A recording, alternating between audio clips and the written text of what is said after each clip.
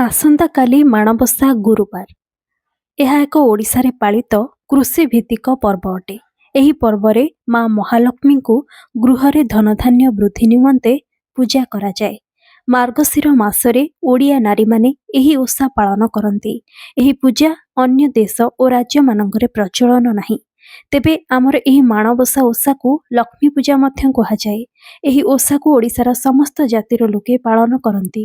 ଏ ସମୟରେ ଧନଧାନ୍ୟ, ବାତ୍ସଲ୍ୟ ଓ ଦୟା କ୍ଷମାର ପ୍ରତିମୂର୍ତ୍ତି ରୂପେ ଲକ୍ଷ୍ମୀଙ୍କୁ କଳ୍ପନା କରାଯାଇ ଘରର ଶ୍ରୀ, ସମୃଦ୍ଧି, ପରିଷ୍କାର ପରିଚ୍ଛନ୍ନତା ଆଦି ପ୍ରତି ଦୃଷ୍ଟି ଦିଆଯାଏ।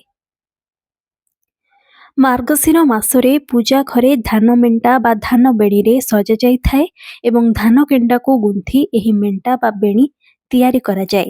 ମା ଲକ୍ଷ୍ମୀଙ୍କ ପାଖରେ ଏହାକୁ ରଖାଯାଇ ପୂଜା କରାଯାଇଥାଏ।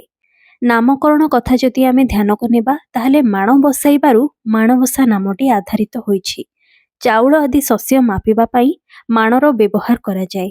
ଆଉ ଏହି ଓଷାରେ ଧାନ ମାଣ ବସାଇ ତାହାକୁ ପୂଜା କରାଯାଉଥିବାରୁ ଓଷାଟି ମାଣବସା ନାମରେ ଜଣା। ପ୍ରକାର ଭେଦ ବିଷୟରେ ଯଦି ଆମେ କଥା ହେବା ତାହେଲେ ଜାଣି ରଖନ୍ତୁ, ଏହି ପର୍ବ ସମାନ ବିଧିରେ ଓଡ଼ିଶାର ବିଭିନ୍ନ ଆଦିବାସୀ ସମାଜରେ ମଧ୍ୟ ପାଳିତ ହୋଇଥାଏ। ସାନ୍ତାଳମାନେ ଏହାକୁ ଇରୁ ମାମଣେ, ଭୂୟାଁମାନେ ଏହାକୁ ମଗୁଶିର ଗୁରୁବାର ହଲବା, ହୋ ଓ ଅମାନ୍ୟତାମାନେ ଲକ୍ଷ୍ମୀ ପୂଜା କରିଥାନ୍ତି। ତେବେ ମାଣବସା ଗୁରୁବାରର କିମ୍ବଦନ୍ତୀ ତ ଆପଣ ସମସ୍ତଙ୍କୁ ଜଣା। ଏହାକୁ କାହିଁକି ପାଳନ କରାଯାଏ, କେବେଠାରୁ ଏହା ପ୍ରଚଳିତ ହୋଇ ଆସୁଛି। ଯଦି ବିଧି ବିଷୟରେ ଆମେ କଥା ହେବା ତାହେଲେ ଏଥିପାଇଁ ଧାନ ମେଣ୍ଟାକୁ ମୁଖ୍ୟ ରୂପେ ପୂଜା କରାଯାଇଥାଏ। ଲକ୍ଷ୍ମୀ ସାନ୍ତାଣୀଙ୍କ ପୂଜା କରାଯାଏ ଏବଂ ଚାଉଳ ବଟାରେ ଝୋଟି ଚିତା ଅଙ୍କାଯାଏ। ମାର୍ଗଶିର ମାସରେ ପ୍ରଥମ ଧାନ ଅମଳ ଆରମ୍ଭ ହୁଏ। ଚାଷୀ ତାର ଖଳାକୁ ଧାନ ହଳା ଆଣିଥାଏ। ଧାନ ଅମଳ କରି ଘରକୁ ଆଣିବା ଆଗରୁ ତାର ଘରଣୀ ଏଥିରୁ ଧଳା ଧାନର ସିସା ବାଛି ବାହାର କରିଥାଏ।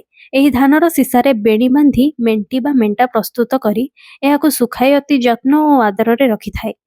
ଗୁରୁବାର ଓଷାର ପୂର୍ବ ଦିନରୁ ଘର ଦ୍ୱାର, ଅଗଣା ଓ ଘର ଚାରିପାଖ ଗୋବର ମାଟିରେ ଲିପାପୋଛା କରି ପରିଷ୍କାର କରାଯାଇଥାଏ। ଅମଳ ପରେ ଖଳାରେ ସେହି ସ୍ତୂପୀକୃତ ଧାନକୁ ଅନ୍ନ ଓ ଧନର ଦେବୀ ଲକ୍ଷ୍ମୀଙ୍କର ଆଶୀଷ ବୋଲି ମାନି ଏହି ଓଷା ପାଳନ କରାଯାଏ।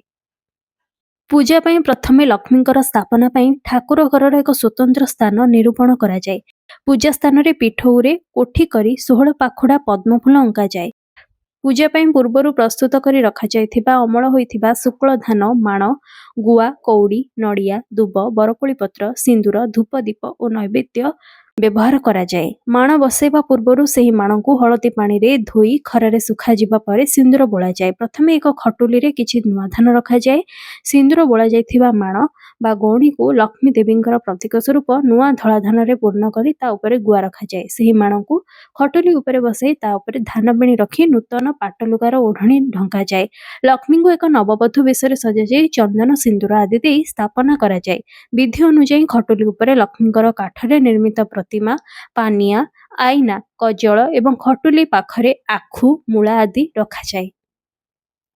ଭୋଗ ବିଷୟରେ ଯଦି ଆମେ କଥା ହେବା ତାହେଲେ ପୂଜା କାଳରେ ଧୂପ, ଦୀପ ଓ ନୈବେଦ୍ୟ ଆଦି ଅର୍ପଣ କରାଯାଏ। ଲକ୍ଷ୍ମୀଙ୍କ ପାଖରେ ପିଠାପଣା ଓ ଫଳମୂଳ ଭୋଗ ଯେମିତିକି କଦଳୀ, ଛେନା, ନଡ଼ିଆ, ଗୁଡ଼, ଗୋଲମରିଚ ଓ ଅନ୍ୟାନ୍ୟ ଫଳ ଲଗାଯାଏ। ଏଥିସହିତ ମଣ୍ଡା ପିଠା ତିଆରି କରାଯାଇ ଭୋଗ ଦିଆଯାଏ। ବିଭିନ୍ନ ପାଳିରେ ଭିନ୍ନ ଭିନ୍ନ ପିଠାପଣା ପ୍ରସ୍ତୁତ କରି ଲକ୍ଷ୍ମୀଙ୍କ ପାଖରେ ଲାଗି କରାଯାଏ। ଲକ୍ଷ୍ମୀଙ୍କୁ ଧୂପ, ଦୀପ, ନୈବେଦ୍ୟ ସହ ବାଳଭୋଗରେ ଛେନା, ଗୁଡ଼, ନଡ଼ିଆ, କଦଳୀକୁ ଚକଟି ଭୋଗ ଲଗାଯାଏ। 3ଟି ଧୂପ ମଧ୍ୟରୁ ଏହାକୁ ବାଳ ଧୂପ କୁହାଯାଏ। ଏହାପରେ ମଧ୍ୟାହ୍ନ ଧୂପ ପାଇଁ ପ୍ରସ୍ତୁତି ଆରମ୍ଭ ହୁଏ। ଶଙ୍କୁଡ଼ି ଧୂପ ଲାଗି ମଧ୍ୟାହ୍ନରେ ଏହି ଶଙ୍କୁଡ଼ି ଧୂପ ଲାଗି ହୋଇଥାଏ। ଏଥିରେ କ୍ଷୀରି ବା ତରଣ, ଚକୁଳି ପିଠା, ତରକାରୀ ଇତ୍ୟାଦି ପ୍ରସ୍ତୁତ କରାଯାଇ ଶ୍ରଦ୍ଧାର ସହ ଭୋଗ ଲଗାଯାଏ। ମଧ୍ୟାହ୍ନ ଭୋଗ ପରେ ମାଙ୍କ ସମ୍ମୁଖରେ ଲକ୍ଷ୍ମୀ ପୁରାଣ ବୋଲାଯାଏ। ଏହି ଭୋଗ ଘରର ପ୍ରତ୍ୟେକ ସଦସ୍ୟ ଖାଇଥାନ୍ତି। ଏହି ଭୋଗକୁ ପରିବାର ଛଡ଼ା ଅନ୍ୟ କାହାକୁ ନ ଦେବାର ନିୟମ ଅଛି। ସେହିପରି ସନ୍ଧ୍ୟା ସମୟରେ ଆଉଥରେ ବାଳ ଧୂପ ପରି ଭୋଗ ଲଗାଯାଇ ସନ୍ଧ୍ୟା ପୂଜା କରାଯାଏ। ଦ୍ୱିତୀୟ ଗୁରୁବାରରେ ଚିତଉ ପିଠା, ଦହି କାଲୁଆ, ତୃତୀୟରେ ଖେଚୁଡ଼ି, ଡାଲମା ଏବଂ ଚତୁର୍ଥରେ ମଣ୍ଡା ପିଠା ଭୋଗ ଲାଗି ହୋଇଥାଏ। ମାର୍ଗଶିର ମାସର ଶେଷ ଗୁରୁବାର ଦିନ ବ୍ରତ ସାରି ଉଜୁଆଁ ଯାଏ। ଏହି ଦିନ ପୂର୍ବ ଭଳି ସମସ୍ତ ନୀତିରେ ମାଣ ବସାଇ ମଣ୍ଡା ପିଠା ଓ କ୍ଷୀରି ଭୋଗ ଦିଆଯାଇଥାଏ। ପୂଜା ଶେଷ ହେବା ପରେ ଏହାର ସମସ୍ତ ଶଜ୍ୟକୁ ସହକାରେ ନେଇ ପୋଖରୀ ଆଦି ଜଳାଶୟରେ ବିସର୍ଜନ କରାଯାଏ। ପୂଜାରେ ବ୍ୟବହୃତ ଧାନକୁ କୁଟି ସେହି ଚାଉଳରେ କ୍ଷୀରି ବା ଜାଉ ରାନ୍ଧି କେବଳ ଘର ଲୋକଙ୍କ ମଧ୍ୟରେ ଖିଆଯାଏ। ଏହିପରି ଲକ୍ଷ୍ମୀଙ୍କୁ ଆବାହନ କରିବା ଠାରୁ ବିସର୍ଜନ କରାଯିବା ପର୍ଯ୍ୟନ୍ତ ସମସ୍ତ ବିଧିବିଧାନକୁ ପାଳନ କରି ଘରର ବିବିଧ ଉନ୍ନତି କାମନା କରାଯାଇଥାଏ। ତ ଚଳିତ ବର୍ଷ ମାଣବସା ଗୁରୁବାର 4 ପାଳି ପଡୁଥିବା ବେଳେ ଆସନ୍ତା କାଲି ହେଉଛି ତୃତୀୟ ପାଳି।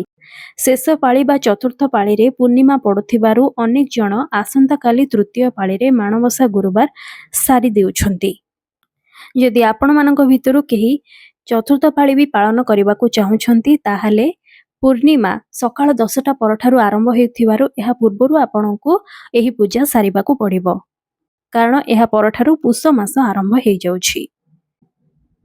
ତ ଆଶା ଅଛି ମା ଲକ୍ଷ୍ମୀ ସାଆନ୍ତାଣୀଙ୍କର ଏହି ପ୍ରିୟ ମାଣବସା ଗୁରୁବାରକୁ ନେଇଥିବା ପୂଜାକୁ ନେଇଥିବା ଆଜିର ଏହି ଭିଡ଼ିଓଟି ଆପଣଙ୍କୁ ଭଲ ଲାଗିଥିବ। ଯଦି ଭିଡ଼ିଓଟି ଭଲ ଲାଗିଛି ଏକ ଲାଇକ୍ କରନ୍ତୁ ଏବଂ ଖୁବ୍ ମାତ୍ରାରେ ସେୟାର କରନ୍ତୁ।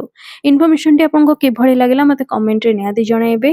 ଦେଶ ଦୁନିଆ ରାଜ୍ୟ ତଥା ଜିଲ୍ଲା ସହ ଜଡ଼ିତ ଅନେକ ଇନଫର୍ମେଟିଭ୍ ଭିଡ଼ିଓ ଯଦି ଆପଣ ଦେଖିବାକୁ ଚାହୁଁଛନ୍ତି ତାହେଲେ ଆଜି ହିଁ ମୋ ଚ୍ୟାନେଲକୁ ସବସ୍କ୍ରାଇବ୍ କରନ୍ତୁ।